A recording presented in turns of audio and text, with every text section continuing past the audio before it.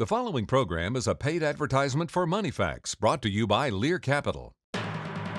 Today on MoneyFAQs. I think that the biggest concerns in this country are financial stability and terrorist attacks. My concerns are basically with the government and the Fed and the interest rates. If you're investing in the stock market, you've got to take some steps to protect yourself on the downside in case there's a massive downturn in the index levels. We've seen that before. We saw in 2007. All this debt and the paper money and the economy is being passed on to the consumer. So we're paying for it. You might think your portfolio is good, but it's not keeping up with inflation. The only issue I have a concern about is if the federal deficit and federal debt increases, then it's going to be as bad or worse than 2008. Join three renowned financial experts as they answer questions and reveal what you need to know about our rising debt, market corrections, invisible inflation, interest rates, and the impact it could have on all your savings and retirement accounts. Robert Kiyosaki, co-author of the best-selling financial book of all time, Rich Dad, Poor Dad. Robert reveals his latest book, Fake. Michael Pinto, president and founder of Pinto Portfolio Strategies and author of The Coming Bond Market Collapse. And John Rubino, former Wall Street financial analyst, author, and co-author of 5 books, including The Money Bubble. Stick around. The next 30 minutes could change the way you think about investing your hard-earned money. Plus, you'll get this free MoneyFAQs action guide, packed with timely information and valuable insights from the experts, so you can invest smart in 2019. The biggest challenge, I think, is our debt, because unless we can grow at a rate where we can actually pay all that interest back, we're going to be, continued weakened as a global economy. The overspending on the federal government is just insane. I mean, I love that they want to do all these programs, but somebody's got to pay for these, and who's going to pay for it? It usually ends up not being the wealthiest. It's never the poor, and it's always us, the middle class. 22 trillion, just a static number. So what we really need to look at is what is the debt as a percentage of GDP. And we're still in a very good levels, so that's not really a concern for me, or it shouldn't be any concern for the rest of Americans. Yeah, everybody talks about the overall national debt, and I don't think it really affects me. Why should I care? Well, as my whole theme is that there's always winners and losers. I think the gentleman that's probably the most accurate of those people is that the poor are not going to pay for it. The rich definitely don't pay for it, but the middle class is going to pay for it. Well, what got me is that guy that said debt is a static number. It's not a static number. We've doubled the debt since 2008. So it's not a static number. And as a percent of GDP, it used to be 35% of the underlying economy under Ronald Reagan. It's now 105% of the economy today. But it depends on who's counting it and what numbers you use. I mean, you can massage those numbers any way you want. It doesn't count unfunded liabilities. It doesn't count derivatives. It doesn't count Social Security. In other words, when they talk about the national debt, they're just talking about government debt. That doesn't include corporate debt or student loan debt or auto loans or mortgages or derivatives or unfunded liabilities. And, if you add all of that up, it comes to about $1 million per family of 4 in the U.S. And what happens then? That's the question. What happens when a government gets wildly over-indebted the way we are today? Well, when the government has to spend 30% of its income just on interest expense, that's when it's going to matter. Well, why does debt matter? Debt is a tax on future consumption. It's the same for me, you, and everybody and the government. Right. A tax on future consumption. And that means we're going to have a recession, a brutal one. And when you have a brutal recession, what happens to equity prices? What happens to your home price? That's when it's going to matter. Well, you're more optimistic than I am. The last 2 recessions, the equity market dropped by 50%. Yeah. And here's a stat that guarantees that the debt is going to continue to increase until something happens to end this game. Because right now, 91% of all the money that's collected in taxes goes to pay for entitlements, pensions, and interest on the national debt. That leaves almost nothing for defense or anything else, which means we got to borrow all that money, which means the national debt is going to continue to soar going forward. So they always tell us that consumption is 70% of GDP. What's going to happen to consumption as interest rates rise? See, that number, the debt to GDP ratio, What happens to GDP? What happens to the economy as interest rates rise? We have a phony economy which is predicated on consumption because we have zero borrowing costs. That is now going away. That's why the denominator in that equation, debt to GDP, is artificially inflated and is set to collapse. So just remember this, if we don't raise this, we don't create inflation, we can't pay off that debt. You know what I mean? So that's why they're going to try and get the debt to be cheaper and, you know, our money to pay off that debt. That's the game right now. That's why the Fed is raising interest rates, because they have to pay off that, and the Treasury has to pay off that debt. Exactly. They have to devalue the currency somehow. And then who loses from that? The people who trusted the government, right? So if you own dollars in a bank account or in a government bond fund or anything else that pays you a stream of dollars, you lose because the dollars get less and less valuable. And you are the kind of person who has to figure out how to protect yourself because you're the one that the government is going to harvest in order to pay their bills going forward.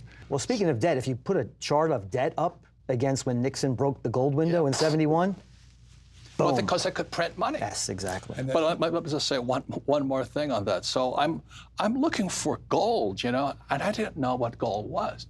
So I went out and broke the law. I went to Hong Kong finally. You know, the aircraft carrier group pulled into port. I bought a Krugerrand for about $50. Oh. I still have that Krugerrand. It's now worth $1,500. Yeah. How much is a dollar worth? When you look at the Krugerrand versus the dollar, it went opposite. So I'd rather have that little Krugerrand forever, you know? You can go back all the way to the Roman Empire and see the same dynamic in every case. And the Chinese Empire. Yes, they invented paper money and then inflated it away. And that's why the Chinese can't understand why we have paper. Yeah.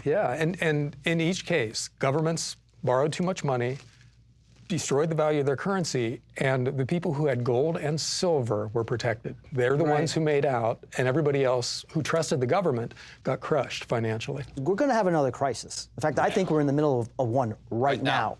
Right now. So at the last crisis, in the wake of the Great Recession, the central bank had 525 basis points of interest rates they could take to zero. Now we're only in the twos, correct? So I think what's going to happen in the wake of the next recession is they are going to make interest rates negative here in the United States. Really? Yes. Wow. And that means, you know what that means? Is that you can't take your money out of the bank unless they ban cash. They ban currency. That's what I think they're going to have to do. In order to, so as we have a next collapse, we're going to have to be really creative in trying to pursue inflation because the traditional measures of producing inflation aren't going to be there. We can't cut interest rates. The national debt has already doubled. So what are they going to do? They're going to have to ban cash. Talk about the value of owning gold, the value of owning precious metals. So when they ban currency, you can either spend your money or leave it in the bank and lose a percentage each and every year. That's what's coming in the wake of the next recession. I'm glad you said it and not me, but I think that. You said you're a gold bug. I love gold. I mean, but why do we love gold so much? What makes it so unique? Make it really simple, because gold, I'm not religious, gold is God's money. It has been here before the dinosaurs. It was here before the earth was, as the earth was formed. It'll be here when we're all gone. And that's why gold is God's money. The dollar is government money, and everybody's talking about crypto today, and crypto is people's money. So what makes gold different is that it's rare. God is not creating new elements and putting it in the earth.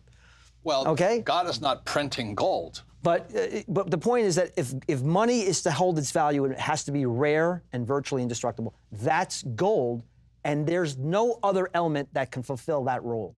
It's time to take control of your financial future. Start today by calling the number on your screen to receive the MoneyFAQs Action Guide. Financial experts Robert Kiyosaki, Michael Pinto, and John Rubino have compiled key insights and timely information into one powerful guide made available free and for a limited time. Learn how to meet the investment challenges that lie ahead so you can grow your portfolio and preserve your wealth in 2019. As a special bonus, you'll also receive pensions and retirement, uncut and candid conversations from the MoneyFAQs program. This is a must-see DVD, free through this exclusive TV-only offer. And if you're like millions of Americans concerned about government gridlock, unsustainable spending, and rising inflation deflating your retirement, then consider diversifying your IRA or 401k with gold and silver. We'll send you our Precious Metals IRA Guide to show you how physical gold and silver can be held in your hand or in your IRA for protection and growth. Plus, be one of the first 50 callers to find out how you can get up to $2,000 in free gold or silver with a qualified purchase. Lear Capital is the precious metals leader with over $3 billion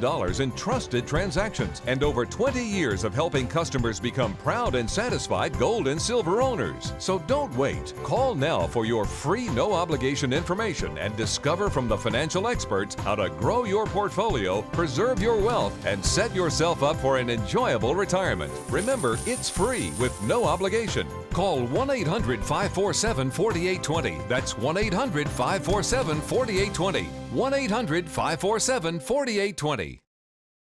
I do not have any concerns. I think the economy is going to continue to grow through 2019.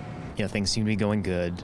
Unemployment's, almost close to all-time lows at this point. But, there's a lot of uncertainty right now. What do you think could cause another financial crisis? Cause a financial crisis? One has already started. What is she looking at? I don't know. That's the most amazing thing. We're in it right now. Well, the headline numbers are still good, though. That's the thing. But some of them, not housing and not autos. And it's called fake news anyway.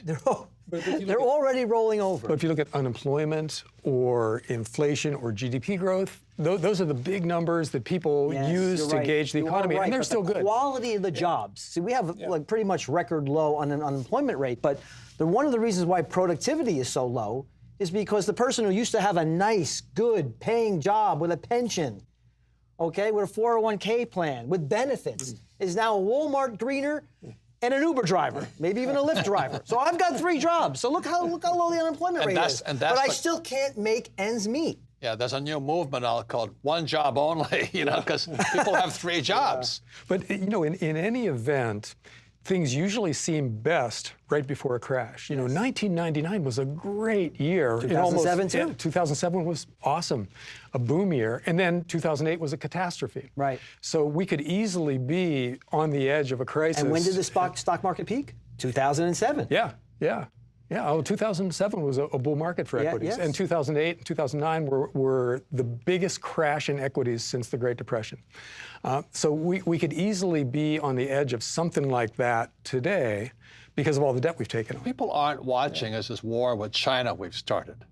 That's a big one. That's a huge one because China is already in financial trouble, as you know. They printed all that money just as bad as we did. But nobody's watching China. They think they're the big Magilla.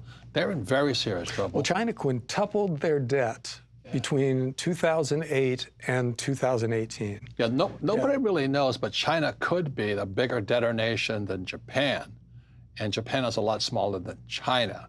So I'm watching that. The second thing I'm watching is the strength of the U.S. dollar. Because the strength of the U.S. dollar means all the emerging markets now have to repay that debt with more expensive U.S. dollars, which is going to sink the emerging markets. So go ahead. Okay, well, the emerging market countries borrowed a lot of U.S. dollars, thinking that the dollar would keep going down. $11 trillion and now of dollar-denominated debt. Yes, and they cannot pay back. No. They can't pay it back. Because the dollar is rising. And so we've seen Venezuela implode, Argentina implode, Nicaragua. Turkey, South Africa. South Africa, and Turkey alone owes Spanish banks the equivalent of 5% of Spanish GDP. So, the idea that there's one specific thing that's going to blow up on us, there are 10 that could, and we don't know which it'll be. Let's see, the strengthening dollar. This is putting pressure on the S&P 500. And strengthening dollar. Peak margins, raising interest rates, China, minimum wages, the dramatic slowdown in China, which is the debt is up 2,000% since the year 2000. Coincidentally, 2,000%. And from $2 trillion, $40 trillion. Okay. China's buying so much gold right now. They should be watching that. European banks are in a disaster right now. Look at Deutsche Bank. Yeah. Look at Italy. Italy's a basket case right now. How about I want to say the comps that are coming? So you had this big stimulus package that was put in place, right? And repatriation, and corporations are buying back stock because money was free, right? And now it's not free anymore. People have been using the money from the repatriation, from the Trump tax cuts, to buy back their shares. But that's all going to be lapped in 2019. And in addition, 14 of the 20th biggest central banks on the planet are raising interest rates, as the Fed is raising rates and also destroying $600 billion of money from their reverse QE program in 2019. Okay, so those are things that might cause a crisis. And that guy says, yeah, maybe. But employment's good in the States. I'm going, come on, wake up, smell the coffee. See, the Fed acts in arrears on lagging economic data and applies it to models that have never worked. Yes. So employment is a lagging indicator. Yes. Inflation is a lagging economic indicator. Yeah.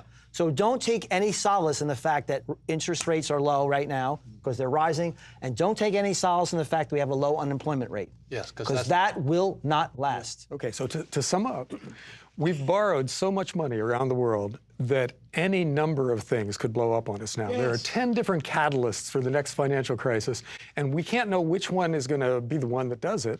But when it does blow up, whether it's Italy or Spain or Turkey, or it'll knock down all the other dominoes. Yes. And we will not be spared from that in the U.S. No. We will suffer along with the rest of the world. Because we're a global economy. America cannot remain strong when everybody else is getting weaker. Yeah. That's a very big problem. It's time to take control of your financial future. Start today by calling the number on your screen to receive the MoneyFAQs Action Guide. Financial experts Robert Kiyosaki, Michael Pinto, and John Rubino have compiled key insights and timely information into one powerful guide made available free and for a limited time. Learn how to meet the investment challenges that lie ahead so you can grow your portfolio and preserve your wealth in 2019. As a special bonus, you'll also receive pensions and retirement, uncut and candid conversations from the MoneyFAQs program. This is a must-see DVD, free through this exclusive TV-only offer. And if you're like millions of Americans concerned about government gridlock, unsustainable spending, and rising inflation deflating your retirement, then consider diversifying your IRA or 401k with gold and silver. We'll send you our Precious Metals IRA Guide to show you how physical gold and silver can be held in your hand or in your IRA for protection and growth. Plus, be one of the first 50 callers to find out how you can get up to $2,000 in free gold or silver with a qualified purchase. Lear Capital is the precious metals leader with over $3 billion in trusted transactions and over 20 years of helping customers become proud and satisfied gold and silver owners. So don't wait. Call now for your free no-obligation information and discover from the financial experts how to grow your portfolio, preserve your wealth, and set yourself up for an enjoyable retirement. Remember, it's free with no obligation. Call 1-800-547-4820. That's 1-800-547-4820. 1-800-547-4820. We haven't seen inflation run rampant yet, but we might. Well, one of the reasons that it seems like there's not a lot of inflation now is that the government mislabels inflation. They say that inflation is when the price of bread goes up, or milk, or the price of a car. But they ignore when the price of stocks and bonds and houses go up. And those things are actually also part of the cost of living. You know, if you want to invest money and save it for retirement, the fact that stocks and bonds go up raises the cost of living for the investment side of your life. Same thing with houses.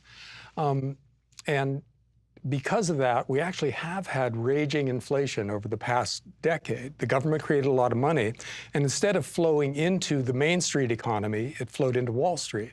So stocks are way up, bonds are way up, and that's inflation. But the government just doesn't define it as inflation.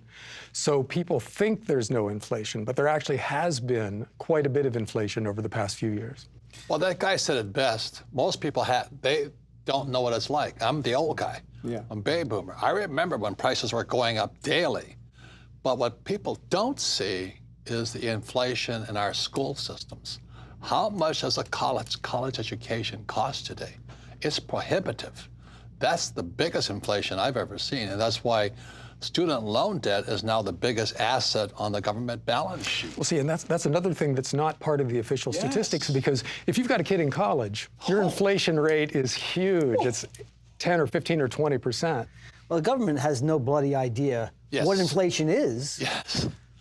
And they don't know how to measure it. Yeah. Right? So you don't know what it is, what causes inflation. How are you going to measure it properly, right? The guy So in the let's just street take, does. let's just take, for example, home prices. Home prices, what they wanted to elevate after the crisis, right? They wanted to get home prices rising. 96 months straight of home prices rising. Never happened before. And they're up almost 6% per annum, way higher than the official CPI. But what causes inflation? It isn't people working. It isn't people being prosperous. It's a deliberate attempt on the part of a central bank to destroy the purchasing power of its money. Amen. That's it. That is inflation. So the people in charge of keeping inflation under control are the very progenitors of that inflation. So this is kind of a trickle-down economic strategy in which they elevate asset prices, which makes the banks and the banks' rich clients richer, and then they spend money, and that is supposed to support the rest of the economy. It hasn't worked. You know, they figured out ways to spend money that makes themselves even richer, and that money hasn't found its way down to the average person with a Walmart job or a remaining factory job. You know, those guys are not getting richer, and they're barely above water right now. So central banks don't know what inflation is. They don't know how to measure it, yet they have an inflation target. And what boggles my mind is that they have this 2% inflation target, and they have the audacity to believe that they can hit that target and stick the landing. How is that possible? Well, I think we have to, what are they afraid of? And they're afraid of deflation. Yes, exactly. You see, deflation will lead to depression. And so that's why... And destroy banks. That would destroy the banking system. Yes. So they need that little cushion of 2%. And that debt would never be paid back. But you don't get to inflation at 2%. It goes from 2 to 3 to 4 until the central banks do something to change that monetary policy, which they are in the process of doing. So you said something. What is it called when it just goes out of control? Intractable inflation. Intractable inflation. It just goes out of control. Out of control. It's called hyperinflation. Hyperinflation. Well, which happened in history. Yes. Well, and as debt builds up, they need higher and higher rates of inflation, as you guys said. And that's the process that we're in now. As debt accumulates at every level of every major society, governments have to generate faster and faster rates of inflation in order to be able to pay off those debts. It's got to destroy the purchasing power of our money to pay back the debt with cheaper money. That's what they don't understand, Robert. That's what you got it right. You hit the nail on the head there. Yeah. So as they destroy the market's belief in the purchasing power of money, that's when you get that inflation. Right. And they can't just turn it on and off like a switch. They think they can, but they cannot. Goes out of control. Yeah, there's a saying that that governments think they're working with a thermostat, but actually what they're working with is a nuclear reactor. Yes. And you know, with a thermostat, you can dial it up, dial it down, and you have it under control. But with a nuclear reactor, you let it get beyond a certain range, and it goes critical. The economy is like that. If inflation, real inflation, exceeds a certain level, it spins out of control. If deflation exceeds a certain level, it spins out of control. If interest rates get a little higher than this, it spins out of control. So they're looking at a lot of different ways for the system to spin out of control. And when they control one of them, they make one of the other ones worse. So at some point in the not too distant future, this blows up on them. We don't know when, but it's a fairly safe bet that it's in the not too distant future. So what it means to the average Joe out there is that the difference between inflation and deflation, the volatility between those two macroeconomic factors, will be very, very, it'll be huge, trenchant gap between the two as time goes on. You'll see more and more of those changes as time goes on. Well, that's the scary thing from an investor standpoint or a saver standpoint, is you've got these two different futures out there, one with deflation and one with inflation. And those are radically different environments from the standpoint of saving money and trying to protect yourself. Now, we seem to be saying that we're going for the inflation strategy, right? We're going to try to lower the value of the world's currencies. By 2% per annum. Well, it's going to be 5 or 7 or 10 at some point that they have to do. And then it'll be all at once, 50%. But if they succeed, then that's the the precious metals inflation hedge kind of strategy that we want to be looking at. But it's happened before in history. Yeah. You know, I remember that's the old story everybody hears it during which led to Hitler coming to power. was a guy in Germany, went up to the store with a wheelbarrow full of money to buy a loaf of bread. It was the Weimar Republic. So he went up to the store, or the bakery, to buy a loaf of bread, and he ran inside to buy the loaf of bread, and when he came out, they left the money and stole his wheelbarrow. And I think of that all the time. I laugh, but it's not funny to the guy with the money. Right. No, it's not funny at all. And you know, it's historically not that unusual for this to happen.